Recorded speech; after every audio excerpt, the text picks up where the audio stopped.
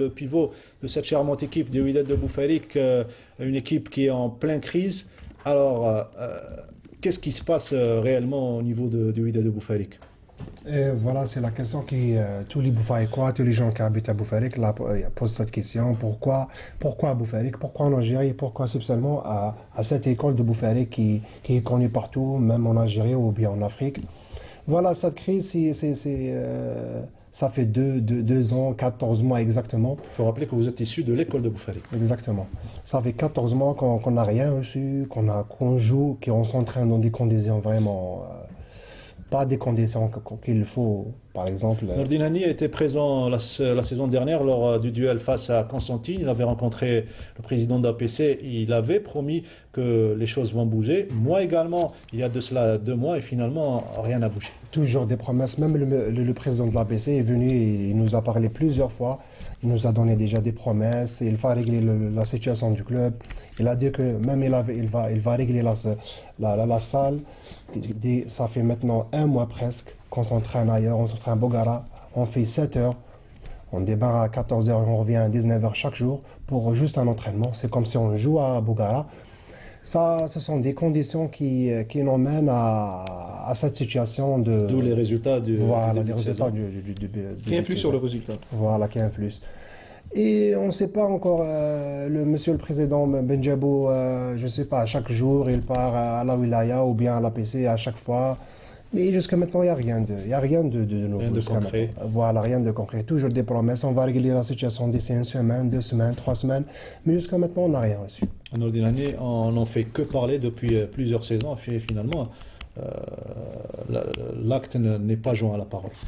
Pas du tout, puisque là, je pense que cette équipe de Boufalik, on a marre des promesses. Je me rappelle, puisqu'on en avait parlé tout à l'heure, le président de l'APC venait à peine d'être installé, c'était les élections donc pour les communales. Le nouveau président d'APC, c'était le match. Donc c'était Boufalik contre une équipe de Constantine, un match très important, où il y avait eu des incidents dus à l'exécuté de la salle, une salle qui n'est pas conforme pour jouer un match d'une telle ampleur. Et le président de l'APC nous avait affirmé qu'il venait d'être installé, mais qu'il prenait en compte donc les doléances de cette équipe de Boufalik, qui était le fleuron de Boufalik, parce qu'à Boufalik, c'est le sport numéro 1, qu'on ne vienne pas nous parler d'autre chose. C'est Boufalik, c'est connu, c'est le basket, c'est la gymnastique et c'est la boxe. On sait tout ça. Donc laisser un club comme Boufalik aller à la dérive, je pense que là, on est en train de tuer le basket, pas uniquement Boufalik, puisque Boufalik a donné beaucoup de joueurs. Vous trouvez dans tous les clubs de l'élite, vous trouvez des anciens joueurs de Boufalik qui ont débuté à Boufalik. Moi, je vais poser une question. Quand vous voyez tous les moyens qui sont mis pour le football, c'est vrai que le football, demain, c'est tout un peuple qui attend le football. C'est vrai qu'on aime bien cette équipe nationale. Mais quand vous voyez tous les moyens qui sont mis pour le football, vous vous dites quoi, vous, en tant que basketteur? On dit que c'est du gaspillage parce que si on voit, par exemple, le niveau national du football par rapport aux autres, Vous parlez du Wydad de Boufalik? Non, je parle du championnat national. Voilà, le championnat national de football. Si on voit les résultats et on voit le niveau, comment il est maintenant par rapport aux moyens financiers, voilà, par rapport au argent dépensé, c'est trop. Par exemple, nous, on est des professionnels. Il y a le foot ou le basket, on est tous des professionnels.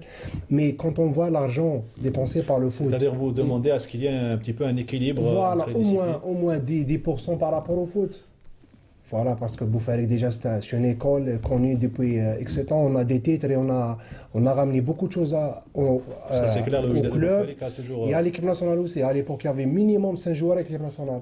Alors on va dire, monsieur les sponsors, si vous nous écoutez, c'est bien d'aider l'équipe nationale, on est tous prêts à aider l'équipe nationale, mais aider aussi les autres sports un petit peu, c'est dommage de laisser une école comme Boufalik disparaître, qui risque de disparaître. Que ce soit les sponsors ou bien l'APC ou même la wilaya de Blida.